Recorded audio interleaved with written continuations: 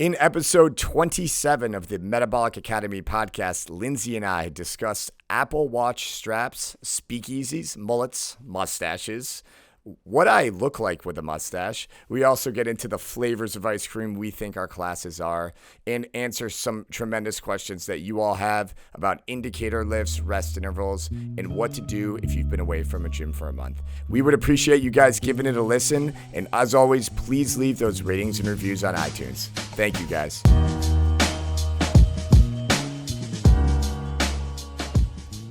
All right, Lyns, my latest macro client, fixing your watch.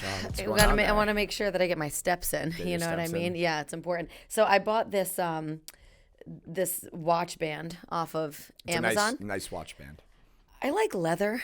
Yeah. I think we talked about this. I think if I was born in like a different era, I would have been like a hippie type. I did. You did peg me for a hippie. So yeah, I like the natural fabrics and fibers. Yeah. So I do. It's obviously not real leather. It's just a fake leather band. I got it off Amazon. It was like $3, and you can tell it's $3. It literally falls off constantly. I see you thriving in that era. I could also, for some reason, see like a Roaring '20s type situation. Got a little Great Gatsby. You're a rebel. You have, and that's a compliment. Oh, yeah. But you have a little. You're not I like that. You're not just like going to be a housewife and just with the apron on. I would have been dancing and flapping and drinking booze. I was going to say a flapper. I would have been whatever that cigarettes is. With Gino puffing right here. cigarettes with my baby and dancing it up with the Great Gatsby. I could see that. I do. I think that's a good mix. I don't know if there'd be a mix between like a flower child dancing in a field and a Roaring '20s. Flapper, but that seems like an awesome time to live. The Roaring '20s. I always said that. Yeah, you would love it, especially now. Style. I feel like you would be like the undercover boss. You would own like a speakeasy someplace and. Yeah.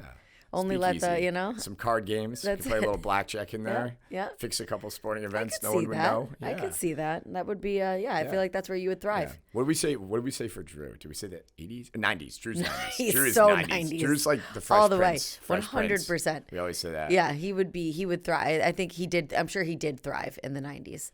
I saw a couple pictures of him where he was like wearing his like little glasses. Our newest studio manager in Camillus. We should formally congratulate her on the podcast, Skylar Munson. Congratulations, Skylar. Our youngest studio manager, but I think I might also see like a hippie situation there. Oh, yeah. Like she likes tie-dye Thursday a lot. She's into tie-dye Thursday. Yeah, I could see that. I could see her again, like dancing in a field in Woodstock. Got a lot of hippies. Well, it's a free-thinking time, you know? No one. Is it offensive if you're a woman and someone says, I could see you in the 80s? Because I feel like I could see Kelsey in the 80s. Kind of. Oh, my God. Kelsey would totally thrive. What are those called? Scrunchies? Like with the scrunchies are back, though. Oh, they're back. Oh, okay. Yeah, but that's the thing is, like, I feel like 80s are coming back. The 80s it's were, all the about, 80s like, were awesome, and the 90s were corny. Yes. That's how I feel. But see, I always remember being like, oh, my God, if stonewashed jeans ever come back, like, we know that the world is ending. And stonewashed jeans are, like, legitimately coming back.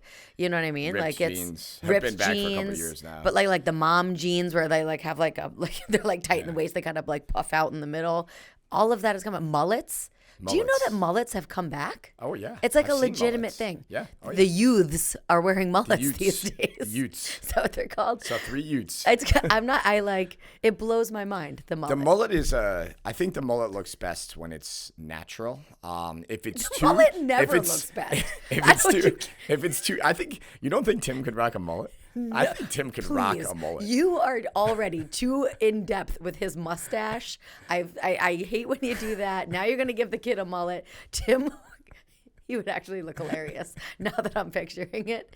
The mustache and a mullet, but he couldn't rock it. There's some men do flirt with the mullet because technically a mullet is business in the front, party in the back. Sure. You know, it's tightly faded on the sides, and right. You know, and you're just nice letting the flow. A lot of lacrosse players, hockey guys. You know, it's border. They're maybe not mullets, but they're borderline. You know? But now they're going full mullet. Yeah. They're taking those sides right down. They're trying to own it. It's. I think they try to be ironic. Yeah. So it's like cool, See, I think, but it's not cool. I guess the point I'm trying to make is you can't have it too neatly faded. Otherwise, it's not a mullet. But it can't. I think it can't be a fade. You can't fade a mullet. It's got to be like I shaved this. I let this go. Right.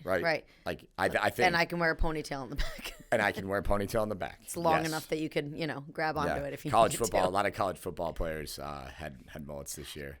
rocking it. When my brother was in high school, he's got like this huge curly. You've seen my brother. But he's got like, he's got like great curly. Jumper. Great athlete. Yeah, he was. He was a very natural athlete. Snowboarding now. Living his life in Vermont. What do they call that? Shredding? Shredding on a snowboard. I think he shreds. Shreds. He can do like backflips and stuff on his snowboard. I don't doubt that. Actually, when we were at Phelps Gym, he was working out for some sport. I forgot what. Probably snowboarding. And, he was, I think, in football at that time. And we did like some standing broad. He was athletic. I remember that. Yeah. Good jumper. Yeah. He never was into he didn't, I'm very competitive. He is more like, he's just a really nice kid. So he didn't have as much of the fire as I did. But he was like naturally a good athlete. Right. Like he always got by. Yeah. But I remember when he was a wrestler, because at Tamarack, you just kind of like played every sport because none of them were really, whatever, it wasn't a big school. And like, whereas like my husband, Brian, would like starve himself before a wrestling match so that he could make weight and then he would do really well and it mattered. Gregory would eat like a full roast beef dinner before a match and be like, I'll just wrestle a fat kid tonight. Like he did not, he just was in it for the game. You know what I mean? But he had such thick curly hair and I used to cut his hair when he was in high school. And so like when he first started football, he always had the big flow. And then I was like, Gregory, you're going to be sweating. It's going to be hot. No, I want to keep it. Always halfway through the season, he'd have me like buzz his hair right down. And I was always afraid that his helmet wasn't going to fit because like he was used to doing that. Yeah. You know what I mean? Like you start with this big head of padded hair and then you take it down. I'm sure it didn't fit as well. Didn't. It didn't. And I wonder if that's why some of the football players do like a little women double action here. Most women have long, full hair and are used to that. I know there's an in-between phase you got to get through. One of my buddies, he's kind of an Instagram sensation. If you guys are looking, I don't know his handle, Casey Miller's handle on Instagram. He is an Instagram sensation. He's one of my friends. Should I look it up so we can shout him out? He's one of my young friends. We should shout this out. If you guys are looking for a good laugh, you got to follow Casey Miller. He's a loyal Clifton Park client, very loyal, 6-day-a-week guy. He's also, 5.25 day a week guy. Right. Every now and then he doesn't go on a Saturday, but he is also Allie Pollock's fiance, our newest studio manager in Boston Spa, opening in a couple weeks here. But Casey is hilarious. He does so funny. I don't want to ruin it for everyone because I can't do it the way he does it, but he does these awesome outtakes. He had one that had me, I was crying, laughing. Kara and I watch him together. We just laugh. He was going to a Rite Aid, and he just sets it up really well with his story. He's one of two people in the store, and this older woman beats him to the register, and the woman asks if she wants to set up for a Rite Aid card. He's like, oh, of course today's the day she wants to set up for a Rite Aid card. Oh, what's your email address? He was. I don't want to ruin it, but I was crying, laughing. Yeah. Even when he was trying to sell his Keurig, it was pretty funny. Lowered the price. But if you want to follow Casey, Casey.Miller, Miller 91. Casey.Miller. Casey Miller. 91. It's classic handle. We need more laughs. But the reason we got on the Casey Miller thing was Casey was in his hair. I mean, I love you, Casey. I love you. Great guy. It looked terrible. That was terrible. That was terrible. He was in the in-between phase. You can't. It's a bad place to be. Yeah. It's tough. I kind of might have said something to Allie, like, Allie, what are we doing here? Right, the wedding is coming up. We gotta. Yeah, and then I was honored because the next week he got his haircut. He looks like a handsome young stud right now. Fresh He's got young a nice, stallion. nice fade. He's good. Tim grew his hair out. He went through that phase, but Tim's hair is a little curlier or something, so it kind of came in differently. Yeah. He's got I think Tim has a little bit more of a flow, but same. Yeah. I think you're right. There's that middle ground. You know. Yeah, it takes you got to really have you got to commit to it. You got to have a special head of hair to rock that look. You got to commit to it. That full head of hair, it's tough. It is. I've known one male in my life. Brian Abel? To grow. No. He's got a nice head of hair. He has great head of hair though. It mostly gets long because I just don't have time to cut it these days. But or I'm just too tired to cut it or whatever. I told you when, for the listeners that don't know, Brian and I have known each other since we were 19. Yeah. So quite a long time now. I won't disclose how many years that is, but it's longer than I've been a lot. Me and Brian have lived more life together than we did before we knew each other. That. That's wild. I'll say that. But when I met Brian, he looked almost like a hockey player in terms of, but it was longer. It was probably down, here I am. Oh, there is video. I'm motioning with my hands like people could see me. Right. It's probably down to almost his shoulders. Yeah. Like it was long. Like around that like photo shoot time, we had like some flow going on too. It was long. He's got nice flow. Yeah, he does. But he prefers it shorter too as well. He actually always says like, I can't believe nobody told me to cut my hair. But there was one guy that I knew when I was a hairstylist that actually grew his hair. I think it was for like a year or two just to donate it. Really? And it was like long. It was like long. It like got down to his rib cage. But he had said he was like I was an organic hairstylist before I became a trainer. So he was like a very like hippy dippy kind of like very sweet, awesome guy. But he had said he was going through like a life struggle at the time. And he sat down in my chair and I was talking to him and he was like, I feel like in the beginning of any great superhero movie, you know, you come to that place. There's that place where they come to it. They're at a crossroads before they realize their power. And that's where I'm at with my hair. Where like he wanted to like cut it. But mushrooms? But probably, I'm sure. There's probably a lot of things that were being taken at that time. But like he was like very into it. And he was like, because I was like, you know, we can cut it. We can trim it. Do you want to talk about it? Do you want to talk about it? As a hairstylist, decision. all my hairstylists know. Like we become therapists, but and that never changed. Never changed. Yeah, exactly. But he did. He was like, you know, I'm at that point where I just have to continue to see it through. And then he got like to like an inch lower, and then it was able to just kind of grow out. But he was right though. That's what we're talking about. That in between. It's like a black hole. It's like itchy on your ears a little bit. Yeah. Apparently, with the beard, I've been told that is a phase. I've never lasted past it. I just can't. I get to 2 or 3 weeks and it just starts itching. Yeah. You have no idea, but it does. The worst thing with the beards is, and unfortunately for me, because I always talk about mustaches, I love a good mustache. I would actually have a mustache if it was socially accepted. And my wife, I've seen you with a mustache. I don't recommend it. I mean, it looks tremendous. It looks great.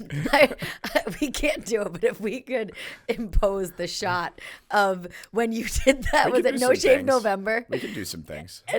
Matt has a picture of himself with just a mustache. Actually, I have multiple. Every time I don't shave terrifying. For 2 weeks, Kara gets scared when I go to the bathroom because she knows I'm going to come out with a mustache. With just a mustache? And she's always like, don't show me. Get it off. Get it off right now. I'm not cooking for you. I'm not kissing you. I'm not doing anything until it's gone. I was like, all right, well, there goes that. No mustache. But the mustache, ironically, as most men will tell you this, it's, to me, the most comfortable place to have facial hair. You don't feel it. It doesn't itch. Right. Like this stuff, this itches. So I can't do it. So Drew and I were kind of talking about this today in Del Mar. What is it about like facial hair on a man? So like he was saying his favorite facial, because he's getting a haircut today. Right. So I was like, what's China's favorite hairstyle on you? And he said classic Drew, tight on the sides a little bit. Yeah, like high and tight. And he was like, and she likes a little scruff, but not too much. He's like, me, I like the goatee. He's like, I love when I go Denzel style with the goatee. He's like, but China doesn't like it. So like, what is it about men and mustaches? Like, why do men? It's like, is it like uncomfortable? Does it like warm? Is it? I feel like it like gets in the way when you eat. So like, cause like women, I like a little facial hair on Brian, but like same like if you can get food stuck in it, I feel like that's when. It's just not good. But I feel like men are into their own mustaches. It's our boobs. Is it? So your mustache is your boobs? Yeah. All it's right, our boobs. Sure, it's a way to show what you got. It's you're a man. Showing your masculinity. Yeah. You're like, look what I can do on my face. I get that. I guess. I don't know. I'm just kidding. I don't know. No, I think it's a way of just, you're a man. Okay. All right. So it just makes you feel masculine. Yeah, that's why Pat DeVoe, our studio manager in Del Mar, that's why he grew his little beard out in November. He actually has a very impressive beard. Yeah. You told me he was growing a beard, and I was like, is he? Patty Cakes couldn't grow a beard, but Patty Steaks. I call him Patty Steaks 2022 now. Pat, he can grow a beard. Solid beard. Yeah, I never understood that. Yeah. Because, like, if you're trying to attract the opposite sex, it's like when men, like, peel out and, like, like when they're like, and, like, as a woman, you're like, who are you impressing? Well, nobody. I don't. It's funny in life. Give me that guy's number. Like, no. Oh wait, hold on. Right. Excuse me, sir. Come back.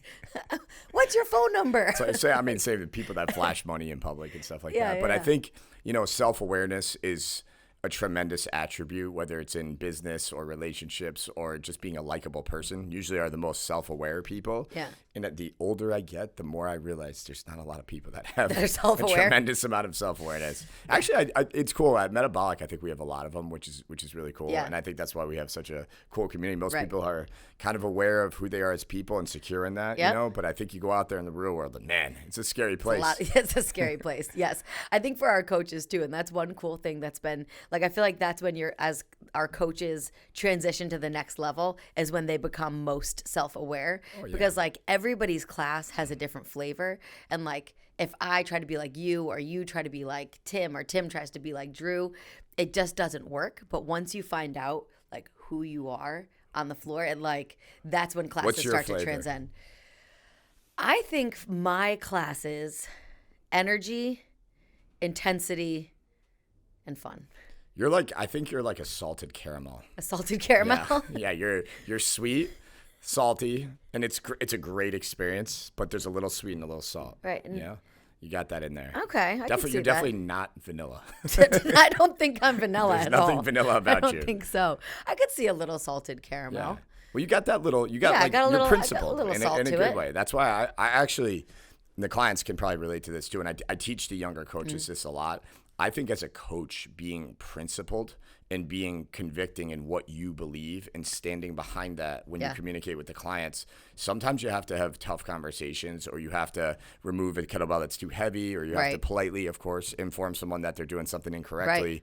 For the younger coaches, they often think they're doing something wrong, or they're insulting someone, or they don't want to do it. And I understand why, but that's attractive to me. 100%. Because I like that as a client. I like it when someone, because then when you say something good, it means something. Absolutely. And I think that's what we come here for, right? Is to like be corrected or to see those things. And like even myself today on my rows, we were doing like the 2 seconds on the way up. Which is super hard. Which is super hard. And in my head, like I thought I was doing it at a pretty good cadence. And like, again, how long have I been doing this? But Pat came over, counted my Mississippis, and I was going too fast. Yeah. And he was like, "No, do it again." And he was right. And again, even like now, as I'm a trainer of trainers, I'm a coach. I know what I'm doing.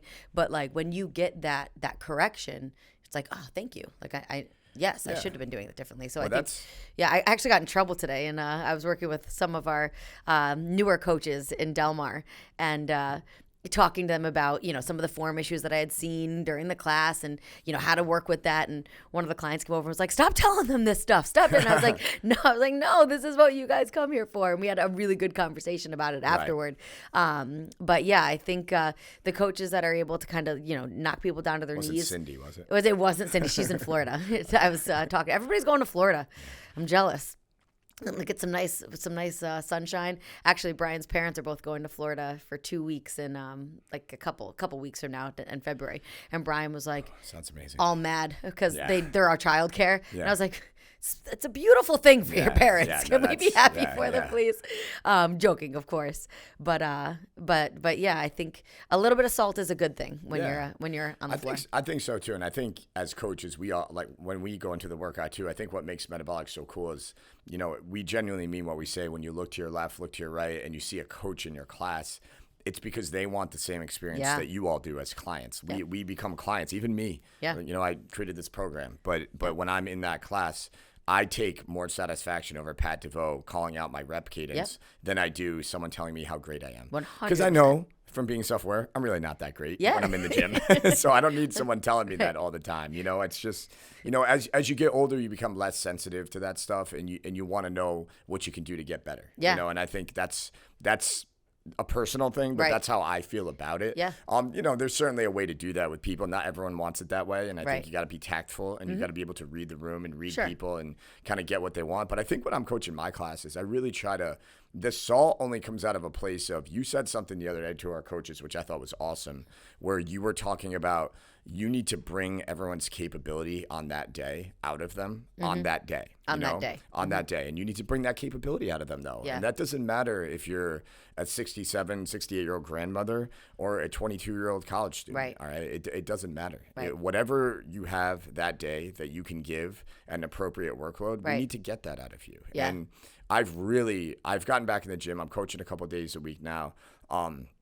There are long days, but a couple of the clients at Green Island actually came up to me and said, "Hey, everyone's, healthy and working. Why are you still doing this?" And I said to them, I'm here because I want to be here. Yeah. And I love this. Yeah. And I want to, this is what I love to do. Absolutely. And it really is what I love to do. Mm-hmm. And I've tried to teach our coaches that you can, as intense as of a guy as I am and as much as I expect from you in the class, I told a couple of the young guys today, I told Kendall and Kayla in Green Island, I said, you got to have fun. Q it was actually, Kendall and Q. I said, you got to have fun doing this. This has to be fun to you. It has to be fun to get people stronger. It's got to be fun to correct form. It's got to be fun to play that game of inches. You got to have fun. Yeah. And you got to genuinely enjoy it. And the ones that do, it just radiates off of them, and you can just feel that passion. Absolutely.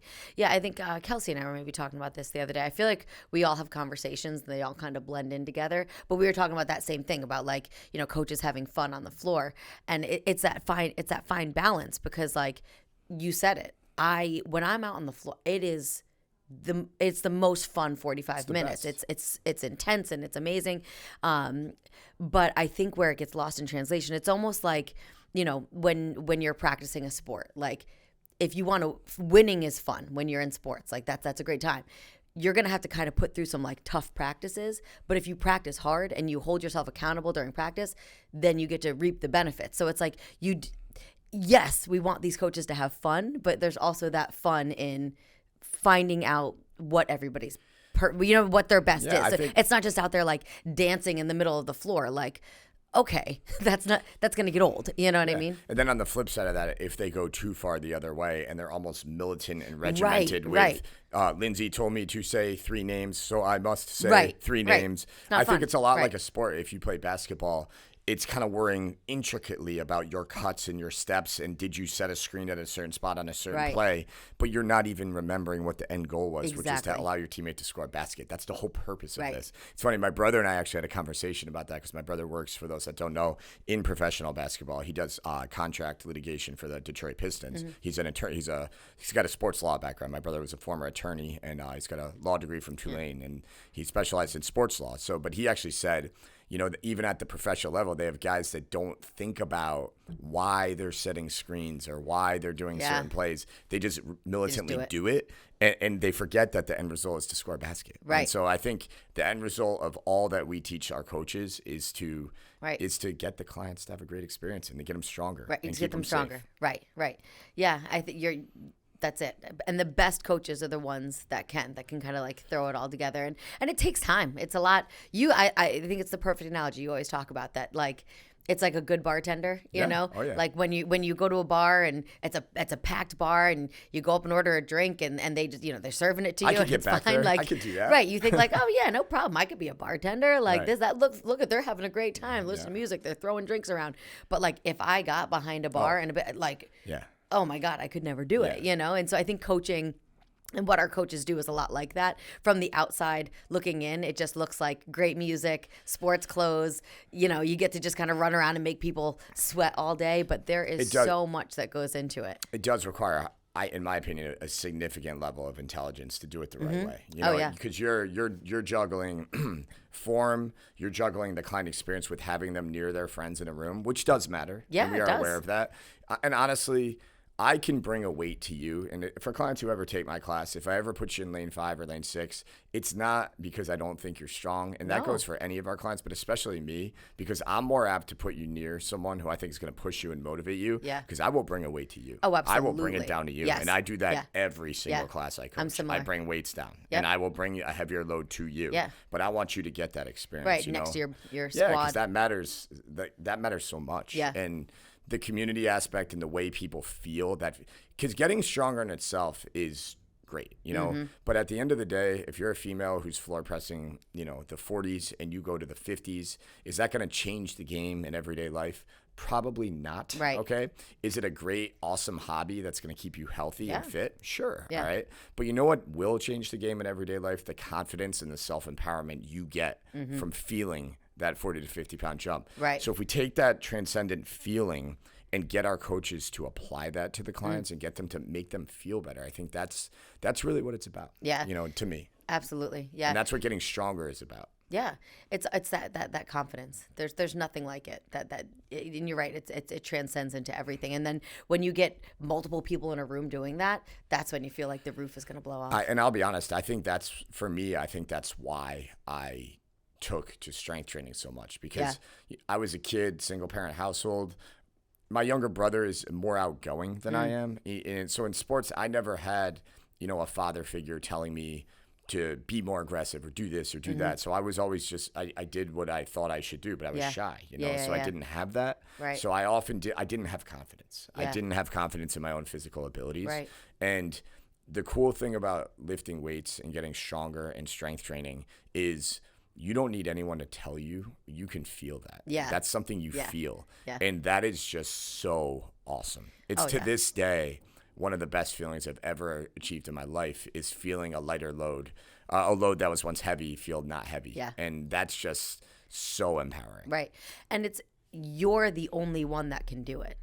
It's just you. Yep. So it's and that's not, where the confidence comes right, from. and that's it. And you can't buy it. You get it's completely earned, and it's you yourself, and that's it. You know, you have a coach pushing you through or assigning a weight, but you physically have to do it, and that's why you're right.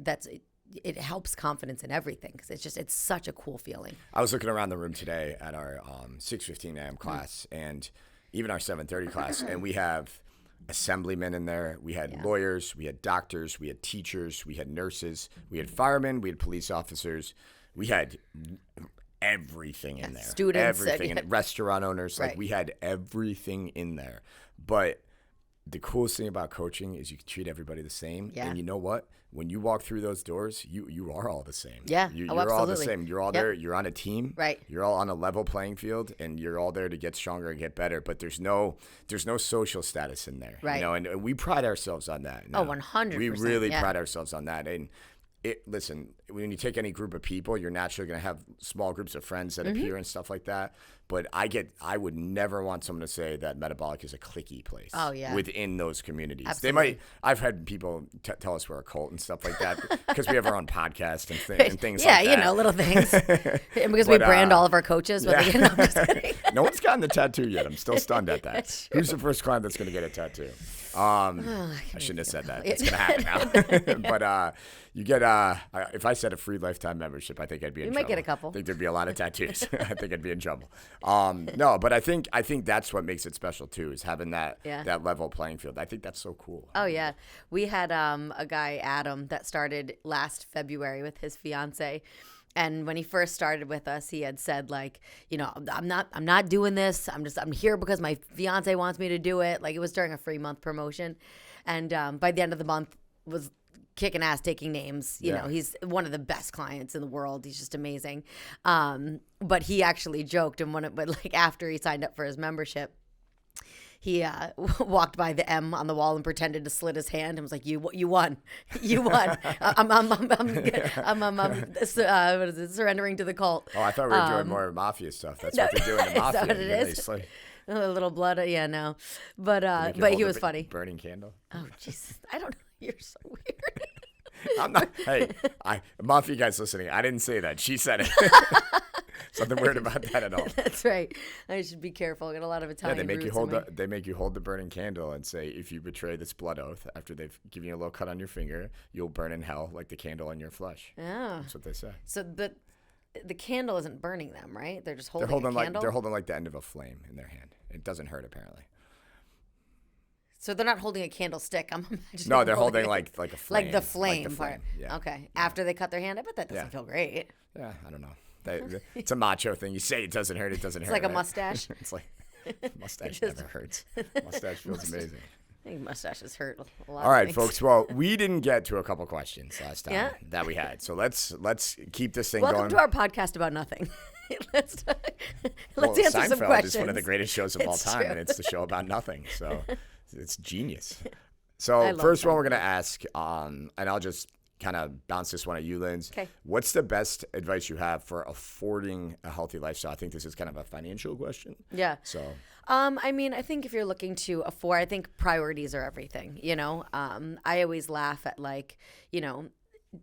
and no judgment, but like, what do you need and what are your priorities? So like, if you've got like an iPhone and iPods and like all of these things, but you don't think that you can afford a healthier lifestyle, like maybe there's just some priorities in there. But also like this is our favorite quote, but what is your health worth to you? So I think like if it matters, there's always a way. So it might be like scaling back on eating out, so you're not eating out as much, buying coffee, make it at home. Like there's like little things like that I think you can you'd be surprised. We don't do it anymore, but like years ago, we did the Advocare 24-day challenge. I don't even think it's a thing anymore. Actually, I think they got like sued or something maybe, but I don't know. That's a whole other That's a whole other story. But either way, I remember doing that, and one of the steps on it was you had to give up caffeine. And I was mind blown at my bank account. And I couldn't figure out why I had like an extra couple $100s in there at the end of the month. Right. And it was because I wasn't buying Dunkin' Donuts every day. And it was just like coffee. Like I wasn't getting my 6 donuts like I was in my college years. But little steps like that can really make a huge impact. Should we tell all of our clients to give up caffeine except for MedFuel? Only drink MedFuel. Only drink MedFuel. I think something that jumps out for me. It's hard. I'll be honest. Whenever we talk about this with people, I always feel like I'm disparaging an industry, and we have clients in that industry, and I don't want to say cut back on XYZ. Right. Don't go out for coffee. Well, it turns out we've got more than I think at least 2 clients that own coffee shops. Right. So I don't want to say I know it's hard. Say that. I'm not going to say that. The one thing I do go to, because you could always get one that's a little less nice, is I think sometimes people might spend a little bit on their car, a little bit. Mm-hmm. Like that's an area where do you need the $700 a month car, or can you get a $400 a month vehicle? I think that's something that right away, or something that's more fuel efficient even, that's something that right away, you can still get the car from our friend the car dealer. I'm not hurting him. But I think that's something that jumps right out at me is the vehicle, especially. I think too, just in like we were joking in the last podcast about your lifestyle too, just going out for drinks, going out to eat. Those are all things that we should do and have fun and enjoy doing them. Just the frequency you do it with. If you go out to dinner twice a week, maybe you do it once. If you go out to drinks 2-3 times a week, you'll probably lose weight too. Do it once. It's just little things like that just add up and go a long way. But I think the bottom line is our lifestyle should always come first. Yeah. And that's the thing, and I don't even think we're really talking about metabolic here. We're just talking about eating right, eating healthy. I think affording healthier, buying food in bulk can often help. That too, the organic stuff is great. It's expensive. Right. It is. Right, and I don't expect everybody to always do that. No. But you can eat whole foods, and mostly whole foods, affordably. You can buy rice. Rice is cheap. You can buy chicken in bulk. That's cheap. Yep. You can. Well, it used to be cheap. There's things you can do. Yeah. I just think you might not be able to get the organic stuff all the time, but you can make good choices. It doesn't mean you need to eat Pop-Tarts, all the time. And then, again, if you fit a Pop-Tart in your calories, it's not a bad thing. But I think that just looking at shopping in bulk at Sam's Club or doing things that way, cooking in bulk can help. Yeah, even just kind of shopping around a little bit and looking around. Like I think Alyssa Cook, one of our coaches, she, was kind of talking about like a grocery haul that she went on because she was starting macros along with everybody else last week, and kind of talked about how she would get like her meat at Walmart, and she would get her produce at Hannaford, and she got her this at Aldi. It's something else at Aldi's, and that she kind of shopped around a little bit because one was better than the other, both in selection and in cost. So I think like if you can you kind of shop around a little bit. Buying in bulk is huge.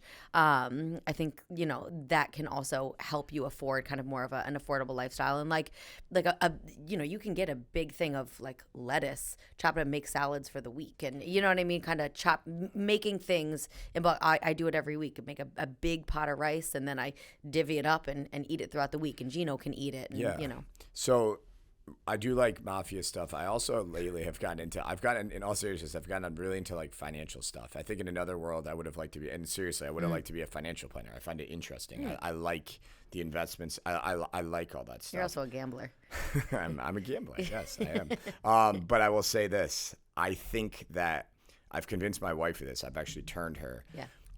Everybody should have an emergency savings fund. Yeah. There's no doubt about that. Of course, whatever that is for you, that's personal, whether that's 3 months, 6 months, a year of living expenses that you would need if something were to happen.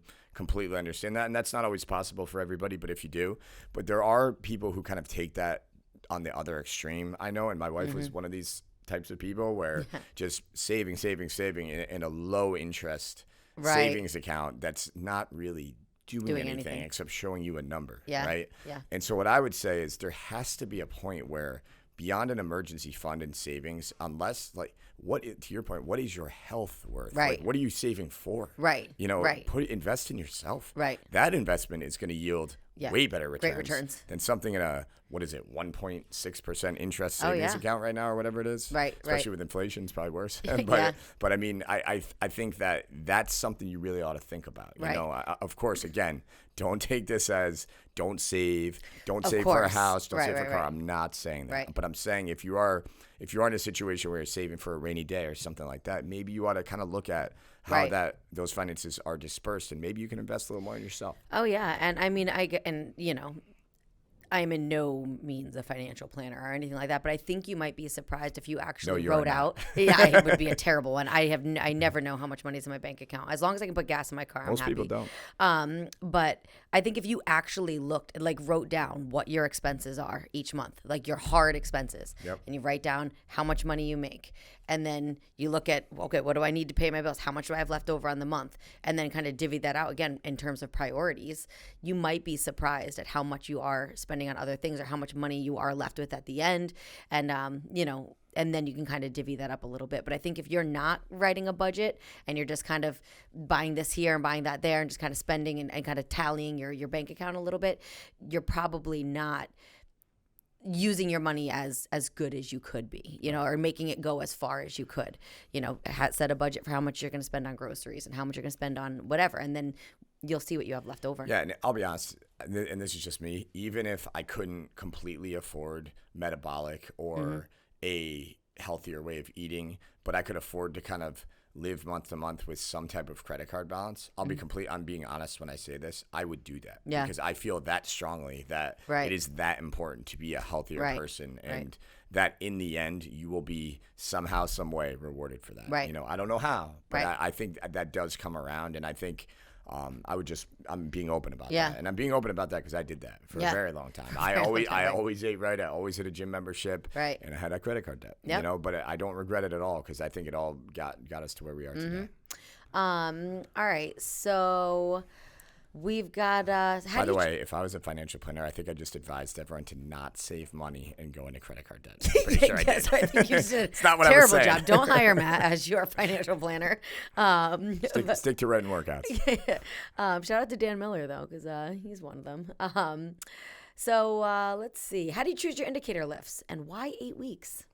Yeah, that's a great question. So indicator lifts, how do we choose them? Honestly, they're just bread and butter exercises that can be scaled and increased and improved upon, okay? And we're looking at stuff that can really give us the most bang for our buck, a front squat, an RDL, a floor press, things that we can scale and things that we can progress on over time, all right? Progress on over time. You don't, certain things like a sandbag bicep curl, are you going to keep lifting bigger sandbags? Like that's probably going to have a point of no return. So we wouldn't want to choose something like that. Yep. So these are just things that we could scale and grow over time, really. It's how we choose them. In terms of 8 weeks, 8 weeks is just a nice period of time where, in my opinion, 4 weeks is a little quick. I think we want them to get that technical skill mastery so that once they achieve proficiency in the movement, then we can start stacking that weight up. And I think when you do motor learning wise, when you do something for that many repetitions for that many weeks, even if we take 8 weeks off of it, you're still going to remember how to do it when you come back to it. And that's something that I'm kind of really subscribing to at Metabolic, is repeating not whole workouts, but templates a little more frequently, exercises a little more frequently, letting clients practice them and get better at them. Yeah. Because they are skills within themselves. Oh, yeah, absolutely. I think it's important to have that period of time so that you can, like you said, really see growth and change. I think, again, in 4 weeks, you might see some difference in that, but in 8 weeks, you can really see some good change. And these are hard skills to learn.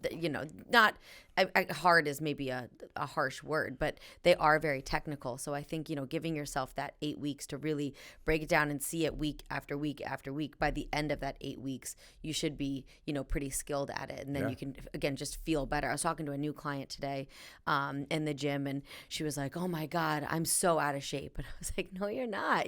This is hard, but you're going to be amazed. I said, the more you see these things come up, the better you're going to get at it. And then now you're not thinking about how do I do that skill, but you're you know how to do it, and now you can start to improve on it. And then we create a level of confidence in the clients where they tell us what weights they should have that day. Yeah, I'm just kidding, guys. I'm just kidding. Like, actually, I use. Don't do that to me. Get into a fight.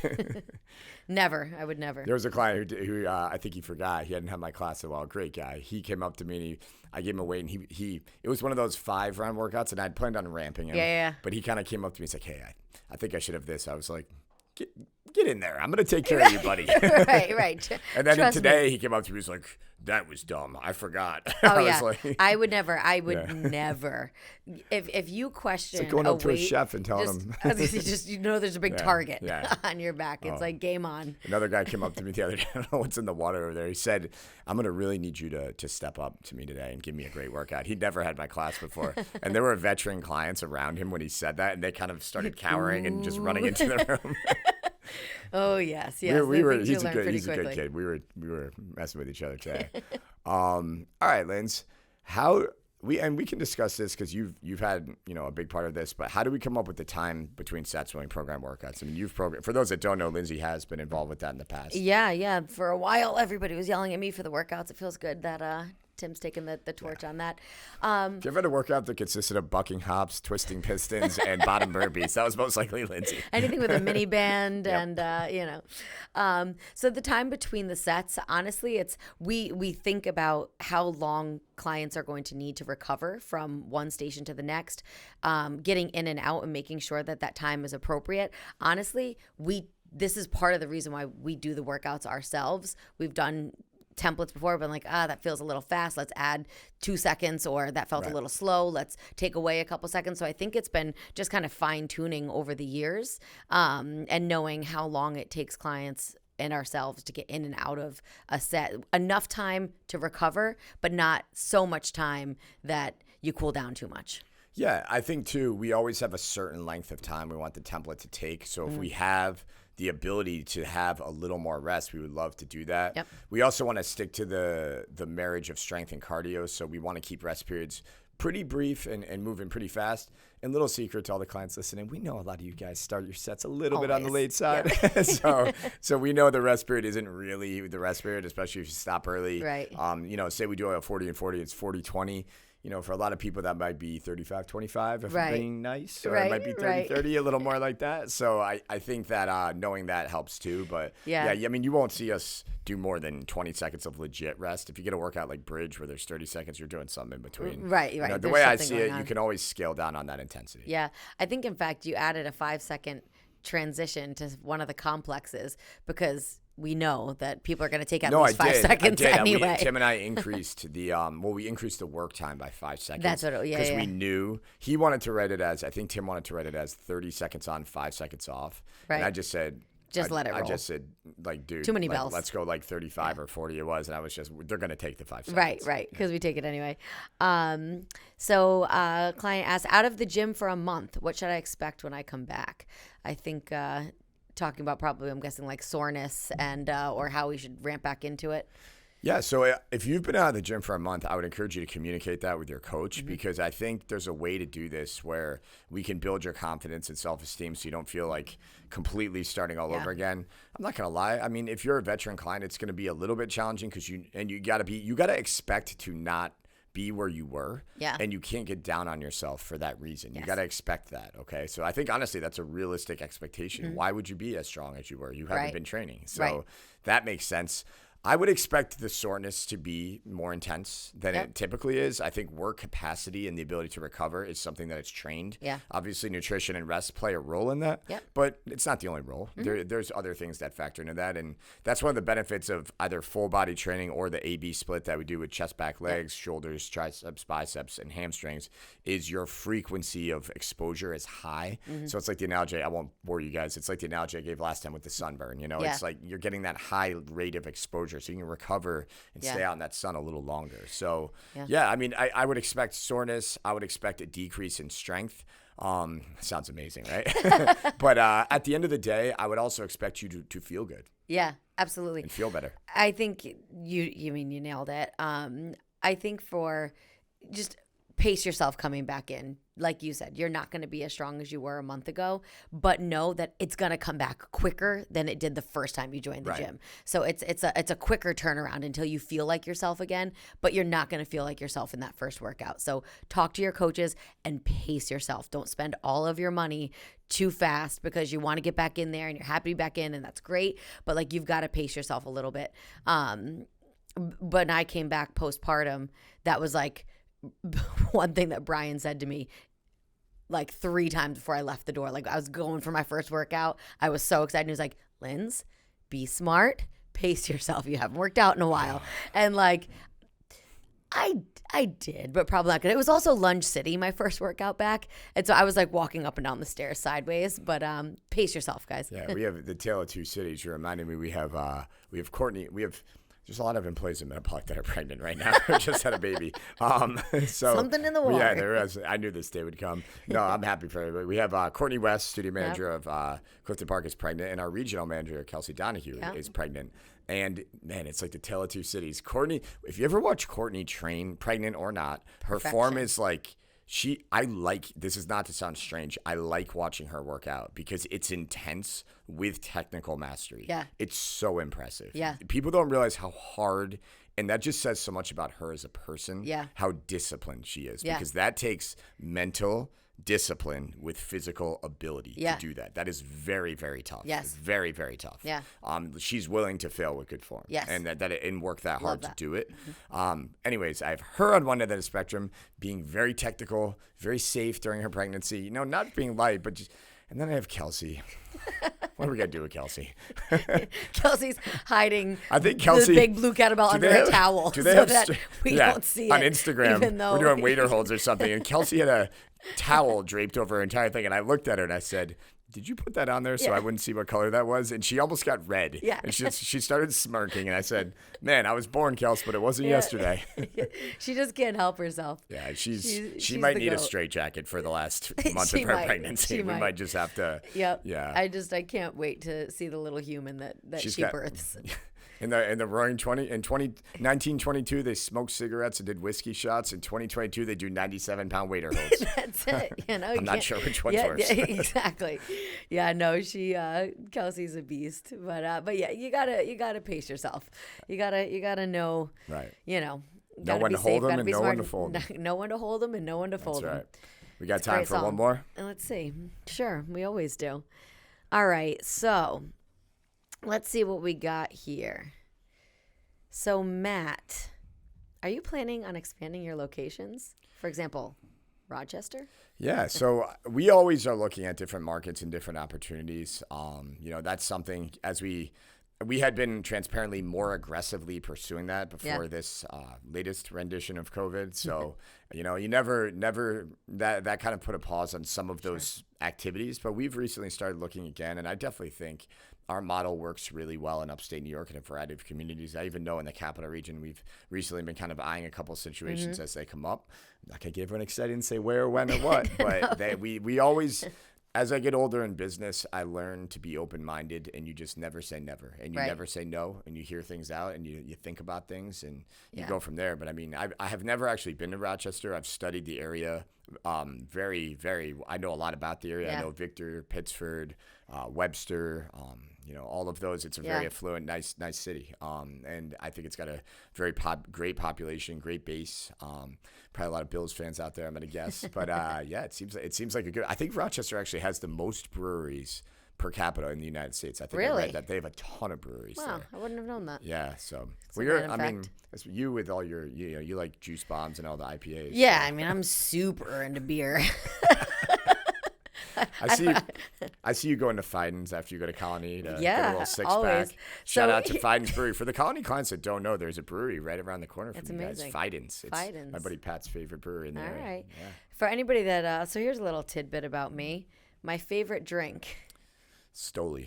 Straight vodka. Straight vodka. I like it chilled. I don't want anything mixed in you there. You don't even put ice in it. I don't. It's just shaken in a nice cold shaker. Good Lord. Straight vodka. I actually kettle one with a couple olives. But don't put any mixers, just straight You vodka. are just a savage in That's how I every like it. in every aspect of life. I think it goes to my personality and my classes. It's just straight vodka. Just all or nothing. You know, you asked me what my cookie was. It was the salted. What's your flavor? Well, I think we were talking about ice cream, no? Oh, I salted caramel ice cream? Don't they have that? I don't think so. Is it Ben and Jerry's? What is Maybe. that? Isn't I that don't like know. a salted? I thought you were going cookie there. I mean, how many kinds of? I don't know. Am I a Christmas All right, cookie? so what kind of ice cream are you then? Maybe a black and white cookie. A black and white cookie? That could be. Maybe a little polarizing. A little bipolar, depending on what day I'm having. That's why I'm Metabolic. It's good they only do the early morning classes. I haven't had a chance to have a bad day yet. There you go. So that's It I starts can't. out there. Yep. I'm sorry, 3:30, 4:30. My days there are probably done. For You the don't sanctity want of that. everyone in the business, they're probably done. You know, I think the worst way to describe it would be if somebody said that you were an oatmeal raisin cookie. Nobody likes that. Kara brought home these like healthy, organic oatmeal chocolate chip cookies. I've been having one of those tonight. See, oatmeal chocolate chip are bomb. Yeah, one of my favorites. Those are good. But Why would you go raisin? Why ever go raisin there? Why ever go Why ever raisin? go raisin? And the worst is when you think it's an oatmeal chocolate chip and you pick it up and it's a raisin. I have to have a podcast about raisins. I mean, Don't like raisins. No, grapes are far better. Far better. Yeah. Well, we'll have to get to that one on the next episode of the Metabolic Academy podcast. Thanks so much for tuning in, guys. We appreciate it so much. As always, drop those reviews. Let us know if you're liking this. Let us know how you're doing. Have a great day, guys.